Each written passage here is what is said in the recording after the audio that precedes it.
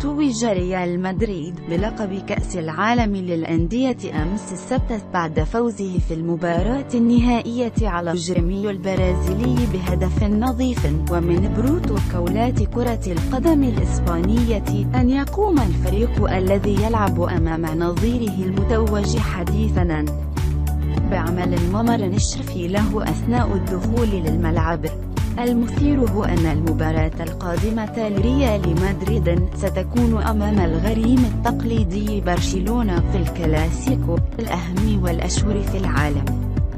من جانبها أكدت صحيفة موندو ديبورتيفو الكتالونية المقربة من برشلونة أن الباريس لن يقوم بعمل ممر نشفي للنادي المكي يوم 23 ديسمبر الجاري في الكلاسيكو.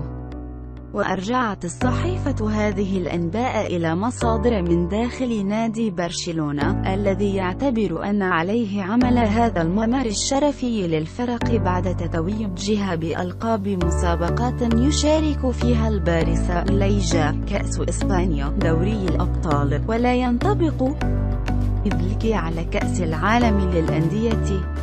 واستشهدت الصحيفة بفريق غرناطة في الليجا وإشبيلية في الكأس، حيث لم يقوم بعمل ممر شرف العام الماضي لريال مدريد بعد فوزه بكأس العالم للأندية.